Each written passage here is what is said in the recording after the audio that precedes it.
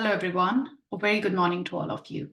So in the previous meetings, we have learned how to solve equations of different kinds, and we understand the importance of the skill of solving equations because they frequently appear in algebra, mathematics, calculus, and advanced courses.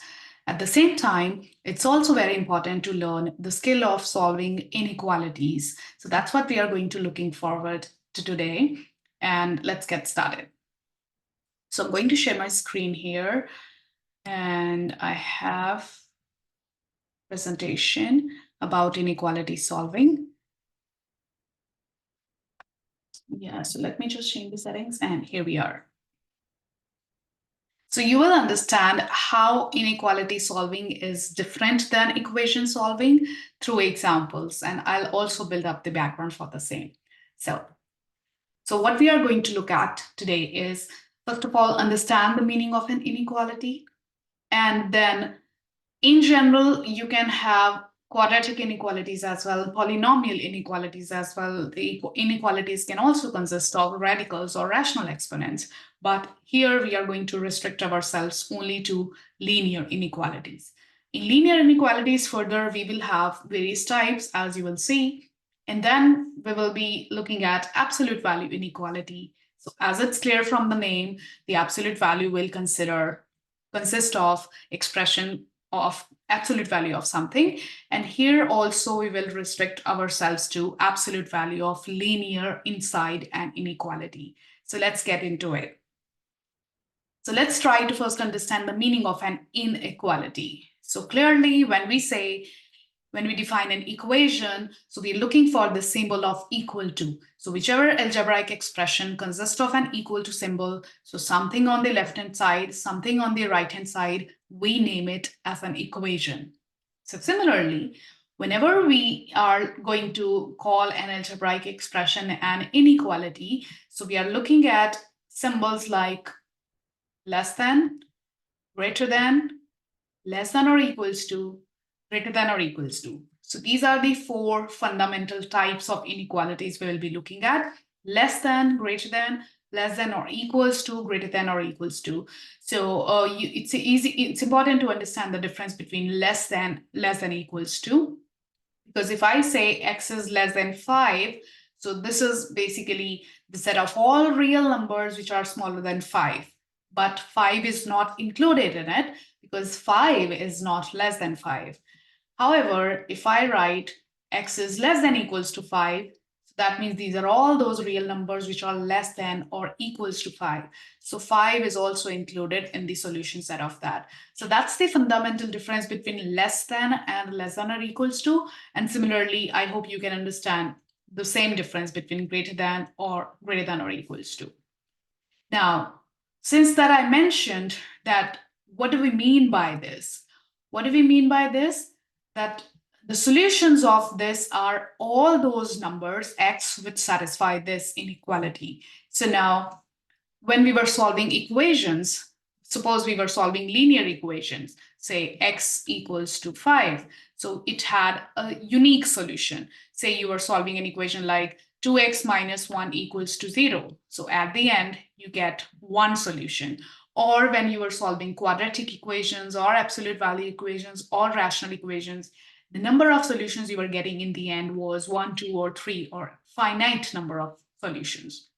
But this is completely opposite for inequalities. In inequalities, we are always going to get, like if there are solutions, the number of solutions is always infinite in general. Now, how is that so? Because you see the meaning of this. The meaning of this is all those real numbers which are smaller than 5 are solution of this. Now, how many real numbers are there which are less than 5? So they are infinitely many. So you imagine drawing a real line. So there is a 5, and every number here to the left of 5 is actually a solution of that. So we cannot mark all of them because they are infinitely many, and we also cannot list them, right? We cannot separate them with the commas the way we were listing solutions of equations. So we cannot list them like that. So there has to be an alternate way of representing or indicating the solutions of inequalities. So this is the fundamental difference between solution space of inequality and solution space of equations. Now, since there are infinitely many, so we are going to use interval notation. So for example, the solution of this represented into the interval notation will be the interval starting from negative infinity all the way to 5, but it's an open interval because I'm not allowed to take 5 into the solution set. 5 is not less than 5. So I'll go all the numbers which are strictly less than 5, but not 5. So that's why I have an open interval. And on left-hand side, since there was no bound, x could be as small as possible than 5. So your interval from the left is going to start with negative infinity. And for infinities, we never use closed intervals. We always use open intervals on that.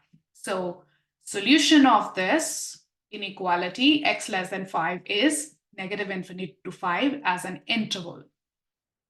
And similarly, if I want to write solution of this is negative infinity to 5, but the difference is 5 is included this time because it was a less than or equal to type. And similarly, if I give you an inequality, say x greater than 2, so the solution of that is going to be all real numbers which are greater than 2. So if this is 2 here, so all the numbers which are on the right of 2 on the number line, so it goes all the way to plus infinity. So starting from 2 and going up to infinity. And if it is x greater than equals to 2, then it will be including 2. So there is a square bracket at 2, goes all the way to infinity. So this is how solutions of inequalities are written in the terms of intervals. So that's the fundamental fact we have to remember while solving inequalities. And now let's look at this table, which is basically telling you the same information which I just told you, that this is how we will be writing the intervals. Now you can also write the solutions of inequalities in these notations. That let's know how to read it. This is a set of numbers x such that x lies between a and b. So all real numbers between a and b, but not including a and b, will be represented like this. You can use this way of defining them, or you can simply use the interval notation, open interval a to b. That's more convenient.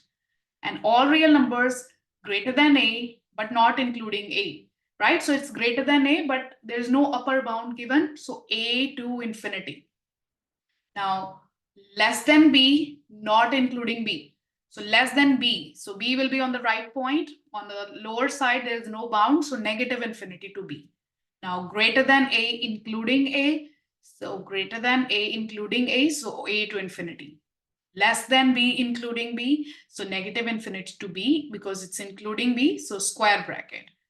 And again, between a and b, including a, but not including b. So you could also have half open or half closed intervals, because this will happen most of the times in many of the examples that one side it is included and one side it is not included. Like one of the endpoints is included, other is not. So you can also have intervals like this. You can also have closed intervals like this. And sometimes you will have intervals where you have to take the unions. So all numbers less than a or greater than b. So nothing between a and b is included. So it's like less than a, greater than b. So for example, this is a line. Somewhere there is a, somewhere there is b. So less than a, greater than b. So negative infinity to a, these are also the solutions. B to infinity are also the solutions. So the together solution set will be union of those two intervals. And all real numbers, if there are inequalities which have every real number as a solution, so that is denoted by negative infinity to infinity. So that's something about the notation of representing solutions. So now let's get into the examples. Okay, before doing these examples, obviously we need to know how to solve inequalities. Let me tell you one thing, because I told you we are restricting ourselves to linear inequalities. So you just remember the rules which you use to solve linear equations. So the rules of solving inequalities are exactly same as rules of solving equations. In other words, whatever you were allowed to do with equations algebraically, exactly same thing you are allowed to do with equations inequalities except for one thing. So, which is the multiplication. So I'll give you an example first, and then we'll look at this. So say you had an equation like 2x plus 3 is minus 5x minus 2. So I could subtract 3 from both sides, right? So you can do the addition, you can do the subtraction from both sides. I could add 5x on both sides. So 2x plus 5x will give you minus 2 minus 3. So whenever you're adding something, you add to the both sides of equation. Whenever you're subtracting something, you subtract from both sides of the equation. And this is here addition property, also true for inequalities. So if you have an expression like a less than b, now, it doesn't matter whether a and b are numbers or variables or combinations of numbers and variables, whatever are they, then a plus c is less than b plus c. Then whatever you choose to add, you add it on both sides. And the same rule will go with the subtraction as well. So a minus c will be less than b minus c. So when you are doing addition and subtraction, do it exactly the way you are doing with equations. However, we have to be careful with multiplication. So now suppose you have an inequality a less than b and you want to multiply both sides with a number. So then if you're multiplying with a positive number, so then you get inequality ac less than bc, right? So actually both of the numbers get multiplied with c. The resulting inequality is ac less than bc. However, if you have an inequality and you chose to multiply with a negative number, then what's going to happen? The sign of the inequality is going to reverse. Less than will convert into greater than. If there is a greater than inequality initially, so that will convert to less than. So we say flipping or reversing the sign of inequality happens whenever you multiply or divide with a negative number. So that's the only exception. This did not happen in equations. Whether you were multiplying with a positive number or negative number, there was no flipping required because it was just exactly equal to. But in inequalities, the flipping will happen whenever you multiply or divide with a negative number. No flipping with a positive number, but flipping with a negative number. I can give you an example. Say you have 2 less than 3. So if you multiply both sides with maybe something positive, say 3. So 2 times 3 is less than 3 times 3. So 6 is less than 9. Makes sense, right? So this is algebraically correct. If 2 is less than 3, 6 is less than 9. But now if you chose to multiply both sides with maybe negative 2, so 2 times negative 2 is less than 3 times negative 2. So suppose if you don't flip the inequality, then you multiply with a negative number. So minus 4 is less than minus 6. So this is obviously incorrect. Now, why did you land up to an incorrect situation? Because you did not flip the inequality. So the moment you are multiplying with a negative number, change the sign. So negative 4 we know is greater than negative 6. So that's the reason why this rule is there. Okay, so we be careful with that, and then you'll be ending out right answers. Let's do these examples. And we are using a term simple linear inequalities. You'll understand the difference. Like you'll understand this later, why I'm using the word simple linear inequality. So let's solve this. Now, x minus 15 is less than 4. So remember, the fundamental goal is still the same. We want to isolate x on one side and shift everything on the other side of the inequality. So what should I do? I should add 15. So when you add 15, you'll get this. X is less than 4 plus 15, which is 19. So that's the solution, because you are isolated x and other side it's just a number.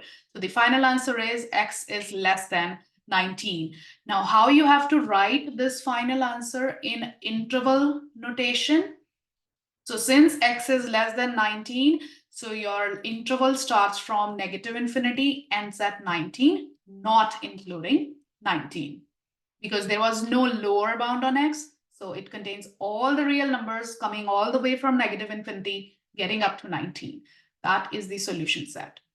Now let's do this example. 6 is greater than or equals to x minus 1. So first you can add 1 on both sides because I want x to be alone. So if x is sitting with a minus 1, I have to get rid of that. So add 1. So 6 plus 1 is greater than equals to x. 7 is greater than equals to x. Now it's fine, this is the answer, but we are following a convention that whenever we are writing equations or inequalities, we always write variables on the left side, the constants on the other side. So this is equivalent. So you see, I did not change the inequality. 7 is greater than x is same meaning, has the same meaning as x is less than 7. So there's no flipping done here. This is equivalent. Because it's just we want to see things better when x is on the left hand side and the constant is on right hand side. So x is less than equals to 7. So in interval notation, the solutions are negative infinity to 7, including 7 now, because this was less than 7. So numbers coming from negative infinity. X plus 7 greater than 9. So subtract 7 both sides. So that would give me x greater than 2. So you isolated x, you just have a simplified number on the other hand. This is the solution. And now when you write that in the interval notation, now look at the type of final solution. X is greater than 2. So the interval will look like 2 to infinity. And since 2 is not included, this is a strict inequality. There is no equals to here. So 2 to infinity. That's the answer. Right, so these examples were just demonstrating addition and subtraction. We did not have to practice the multiplication with anything. So we just got answers like that. Now let's do more examples where we will demonstrate multiplication property as well. Now 3x is less than 6. Now to get x, I need to divide with 3. Now division has practically the same meaning as multiplication. So when you're dividing with 3, that means eventually you are multiplying with 1 over 3. So when you are doing division or multiplication, the only thing you have to take care is the sign of the multiplier. So since you are dividing with 3 and it's a positive number, so we will not flip the sign of inequality. So 3x over 3 is less than 6 over 3. So I did not change less to greater because I was dividing with a positive number. 3x over, I'm sorry, this side it's 3. So 3x over 3 is x, 6 over 3 is 2. That's the answer. And when you write that in interval notation, so negative infinity to 2. Let's do this example. Minus 2x. So first you have to add 1. So once you add 1, I get 5 plus 1, 6.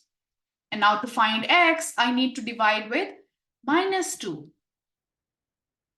Which is a negative number.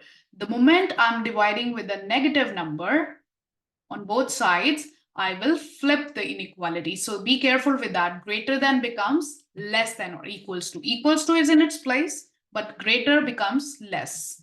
And now this side you just get x, and here you get minus 3. So 6 over 2 is 3. There is a minus, so x is less than equals to minus 3.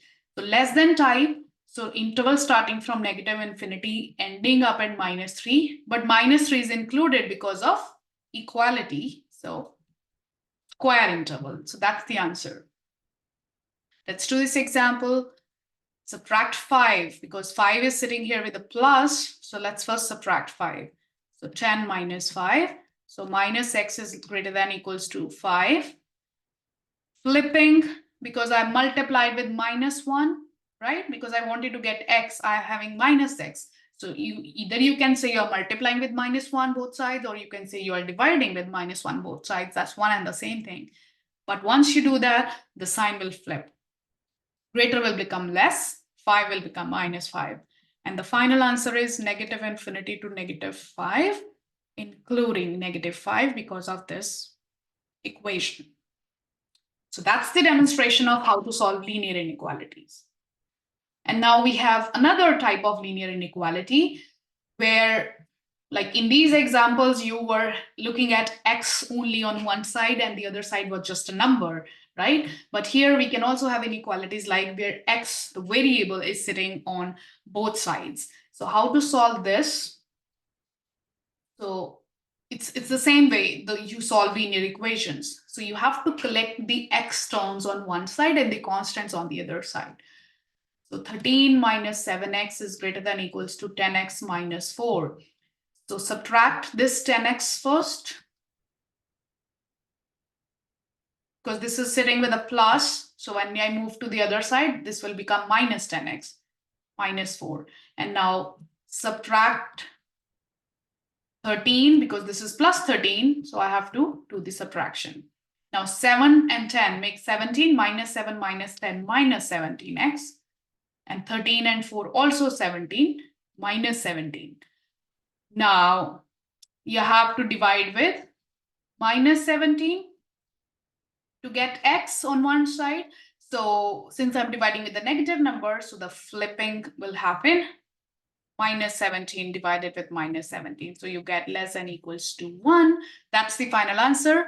And your interval notation will be negative infinity to 1, including 1. So you see, it was no different than the previous type. It's just you had to move more terms to collect x terms on one side and the constants on the other side. And I've seen students getting confused with subtraction and subtraction of a negative number or addition of a negative number. When you are adding or subtracting, doesn't matter whether you are adding a negative number or subtracting a positive number, then you don't change the sign. The only sign flipping happens when you either divide or multiply with a negative number, right? So moving terms, adding or subtracting will never flip the sign of inequality. For example, here, when I added minus 13 on both sides, then I didn't think about changing the sign because I was just adding or subtracting. But when I divided, then I thought about it and we had to take care there. That's the solution. All right, let's try to understand how to solve compound linear inequalities. So I have been using the word simple linear inequalities so far because all of those inequalities were simple in nature. What does that mean? That means there is exactly one instance in the entire expression where you see a less than or greater than, less than equals to, or a greater than equals to. You can see all these examples which we have done so far. They were including exactly one inequality type.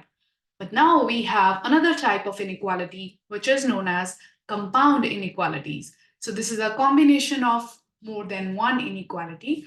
So we are going to restrict ourselves to combination of two inequalities. And this is how this information is presented in the compound form. So how you have to process this information? So it simply means that the number lying in the middle, the expression lying in the middle, is greater than or equals to 3 and less than 6. So in simple words, so if you have A less than B less than C, that means one of the inequality is A less than B and another inequality is B less than C. So what you can do, you can split a compound inequality into two inequalities. And there is an and in between both of them because B has to be simultaneously satisfying both the inequalities, only then the compound inequality will be true. That means at the same time, this B is greater than A and less than C. These are not two different inequalities. They have to be satisfied simultaneously. So let's see how to solve this. So the idea to solve behind this inequality is to break this down into two separate inequalities. So 3 less than equals to 2x plus 2, 2x plus 2 is less than 6. So clearly the middle part is the common part. And now, since each one of them individually is one inequality of the simple type, and we have already seen how to solve them, so let's process their solutions individually first, and then we will see what to do next. So how to solve this left one? So clearly, we want to first get rid of the constants on the side of x. So I need to subtract 2 to make it 2x. And then I need to divide with 2 on both sides because I need x. So once you divide with 2, so be careful what you are dividing with. Since you are dividing with a positive number, so it won't flip the sign of inequality. And before actually doing division, let me first simplify this. So 3 minus 2 is 1 less than equals to 2x. Now you do the division. So 1 over 2 less than equals to x. In other words, x is greater than or equals to 1 over 2. So in interval notation, this inequality solution is all the numbers greater than or equals to 0.5, 1/2. So in interval notation, this will take this form. Now let's move on to solve the other inequality. So 2x is less than 4 after subtracting 2. And then now you divide with 2. So you will get x is less than 4 over 2. So this gives me x is less than 2. So in interval form, the solutions are minus infinity to 2, but an open interval. So you see the difference? Because this side I had less than or equal to type inequality, but this side it is a strict inequality. So therefore this is an open interval while this was a closed interval. So this is the individual solution of those inequalities. Now what to do with them together in order to find the solution of original inequality. So as I mentioned, the important word here is and. So both of them have to be satisfied at the same time. So that means the final solutions will be those which are here as well as here. So in other words, I have to take the intersection of these two intervals which I have obtained. Now, the easier way to find intersection is you draw them on the real line. So say there's somewhere 0, say this is 1/2, and then you also need 2, right? So this is 1, and this is, say, 2. Now, let me choose a different pen in order to differentiate between both of their solutions. So let's first mark this interval. So it contains all the numbers coming from negative infinity to 2, right? 2 not included. And the other solution includes all the numbers which are greater than half. That means starting from here and including this, it goes all the way up to infinity. Now we have to see the intersection. So the intersection part is actually going to be the common part. So from the number line, you have to pick up that portion, that interval, which is common to both of them. So clearly this portion is common to both of them. So half included, 2 excluded, that's the intersection of both the intervals, because the numbers lying between this interval only will be satisfying both of them. Otherwise, if you select these numbers, they are only solutions of second inequality, not the first one. The numbers here are solutions of only the first inequality, but not the second one. So only the numbers here satisfy both of them. And how do you know which one is round interval, which one is a square interval? So clearly 1/2 was here with a rectangular bracket. So you get a rectangular bracket, and 2 was with an open bracket. So 2 is with an open bracket. So that's the final answer. Now, if you want to do the verification, what you can do, you can actually take some points from this interval and substitute them here and see they will satisfy this. I can show you one example. Say you take any point here. Now, this is an optional step. So if you take x equals to 1 and plug that into the original inequality, you will get 3 less than equals to, now 2 times 1 plus 2. So that's 2 plus 2, 4 is less than 6. So this is mathematically true. 3 is obviously less than 4 and 4 is obviously less than 6. So since it is true, that means your solution is correct. So that's how you solve compound linear inequality. Now let's move on to the next compound inequality. So here we have another example. It is also a compound inequality, but it is slightly different than the previous example, because in this case, the variable x is present in all the three parts. In the previous example, the variable x was present only in the middle part, but the left-handmost and the right-handmost expressions were just numbers. However, here we have variable x present in all the three parts. So that's not going to change the strategy, how we are solving it. So let's just solve it exactly in the same manner. So one of the inequalities is going to be 3 plus x is greater than 7x minus 2. And then picking up the next pair, 7x minus 2 is greater than 5x minus 10. Now solve them individually.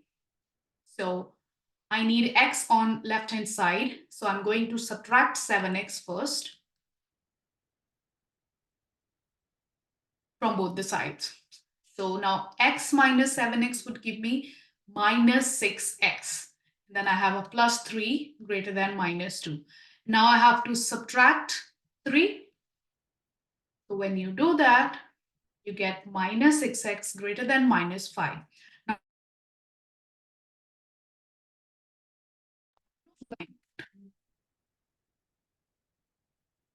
So once you change that, so x is less than 5 over 6. This is what the final solution you are going to get after dividing with minus 6. So make sure you don't forget to flip the sign. So in interval notation, this will be minus infinity to 5 over 6. Now, once you try to solve the other part, so I have to subtract 5x first. So 7x minus 5x is 2. And then add 2. So 2x is greater than negative 8.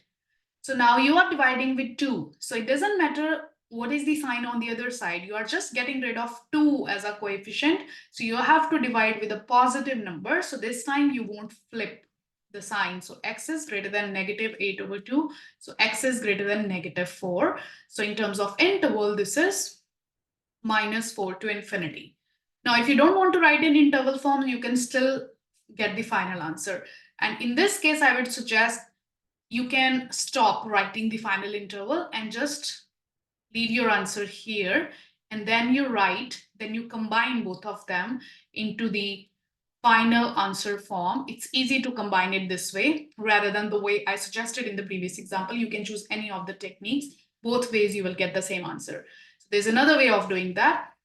So you can combine the two solutions into one compound inequality form again. So x is less than 5 over 6 and x is greater than minus 4. So when you write it like this, so that's also treated as a solution. And now you can write in the interval form, which will be open interval from minus 4 to 5 over 6, because x has to be greater than minus 4 but less than 5 over 6. So on real line, wherever you have minus 4, wherever you have 5 over 6, all the numbers lying between this are the solutions. So which is this in terms of interval? So that's all about this example. Let's move ahead. Okay, so the last type of inequality we want to look at is the absolute value inequality. Now, this is similar to the way we transitioned from linear equation to absolute value equations. And now from linear inequality, we are transitioning to absolute value linear inequalities. Now, again, in general, there could be absolute value quadratic inequalities where the expression sitting inside the modulus could be different than just being a linear expression. It could be cubic polynomial, it could be quadratic, but we are restricting ourselves to only linear types. Now you have to be careful how to solve these. So you will have basically these two types of inequalities, because now it's not an equation, it's an inequality. So there are two types, less than and greater than. So the way to solve both of them is entirely different. Try to understand this. What do you mean by mod x less than k? So I'll give you an example. Say, what is the solution of mod x less than 2? So you have to understand it like the mod, the absolute value, is actually measuring the distance from 0 to the numbers. So what are those points whose distance from 0 is less than 2 units? So obviously all these numbers, you can go maximum up to 2, because if you go beyond 2, the distance will be greater than 2 units, and you can't even have 2 as a solution because it is strictly less than that. So the numbers here are at a distance of, at the maximum distance of 2 units from 0. And similarly, the numbers on this side are at a maximum distance of 2 units. So 0 is in the center. So how far you're allowed to go? 2 units on each side.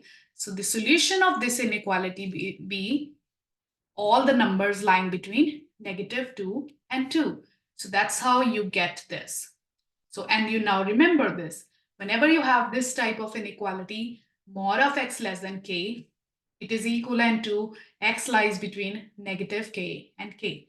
So if you have an example, say mod of x less than 3, immediately the solution is x lies between -3 and 3. So it's a compound inequality. After that, you can solve it.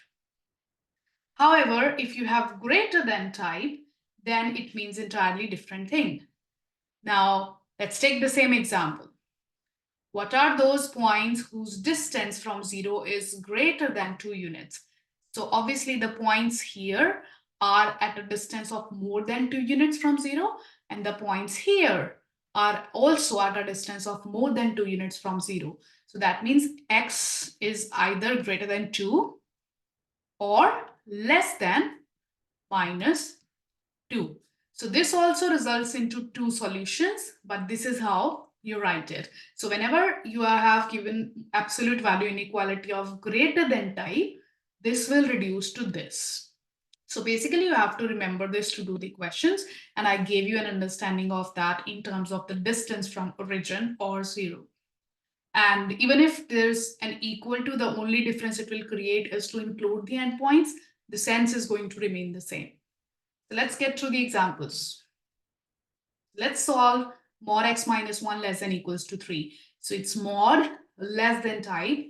So whenever you have mod of something less than type, so it translates to x minus 1 lies between -3 and 3. You take that same number 3, put that here, and obviously this will be equals to, because your original inequality is less than or equals to type. And now this is exactly similar to the compound inequality question. You get rid of the modulus. It's simply a set of two inequalities to solve for you. So now solve the left one. So to solve the left one, I'm going to add 1. So I get -2 less than equals to x. To solve the right one, I get 3 plus 1, x is less than equals to 4. So here you get the answer. X is greater than -2, less than 4. You want to write that in interval form. So -2 to 4, both sides closed. Why both sides closed? Because of the equality on both the sides. So that's the final answer for this inequality, interval from -2 to 4. So absolute value inequality is nothing but a compound inequality of this type, but you have to adopt this technique when it is less than equals to type. So I can do one more example here. Maybe say 2x plus 1 is less than equals to, say, maybe 2. So this would give you 2x plus 1 less than equals to 2, greater than equals to -2. So you split that in a combination of two inequalities. So subtract 1 and then divide with 2. Since you are dividing with 2, not -2, so the sign won't change. Subtract 1, divide with 2. So that's your final answer. -3/2 less than equals to x less than equals to 1/2. So I'm pretty much just combining these two. X is there common. So -3/2 is the left value, half is the rightmost value. In the middle, you have an x here. So if you follow the same steps, it will be very easy for you to figure out the final answer. And in terms of interval, I'm sorry, you can write it like this. So that summarizes how you solve this kind of inequality. Now I'm going to change the type to greater than. So this is a greater than equals to type. Now before splitting up into two further inequalities, I have to first get rid of this 4. So you subtract 4, so you'll get 10 minus 4, 6. So now you compare it with this. So whenever mod of x is greater than k, this is equivalent to two inequalities, but not the compound one. There is an or here. X is less than minus k or x is greater than k. So x, instead of x, you have x minus 2. X minus 2 is less than minus k, or x minus 2 is greater than k. So the easier way to remember this is, first you just get rid of the mod. So you will get x minus 2 greater than equals to 6, right? So this would translate to this. And the other version is going to be, instead of greater, it will be less. Instead of 6, it will be minus 6. So that's how you remember the splitting. Make sure you include the word or. There cannot be and here. Okay, now you solve them individually. So add 2, minus 6 plus 2, this is less than equals to minus 4, or add 2 greater than equals to 8, right? So now there is no number which is at the same time less than 4 and greater than 8. So the interval will be, sorry, plus 8. The numbers are here, greater than 8, all the numbers are here, less than equals to -4. So one of the interval is negative infinity to -4, including -4, because equal to is there, and another interval is 8 to infinity. So the final answer is the union of these interval. So that's the purpose of writing or, because it's not and. You can't have common solutions between them, because this is how these kind of inequalities are designed, the greater than equals to type. In the end, you will be taking the union, not the intersection, right? Because there's nothing common. Points are here, the points are here. So either they are there or they are there. So in terms of set language or interval language, we depict the or with a union, not with an intersection. So that's about this. Now let's do this example. Mod x minus 7 less than -4. Now I can immediately assume that this has no solution. Why is that so? Because mod of x minus 7, whatever is the value of x, this is obviously going to be a non-negative number. This is a universal fact about the absolute value. Absolute value can never take negative value. Now, how can a number which is positive, or I can say non-negative, be less than -4? So that's not possible, right? So there is no need to apply the process. Even if you start applying the process, you'll end up getting no solution. So this is a trick. If you see mod of something less than a negative number, immediately you write no solution. However, if you see mod of something greater than a negative number, so that can still be solved, right? So greater than a negative.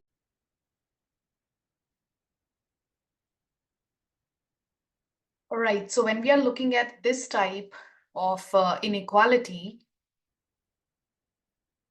mod of x minus 20 greater than -1.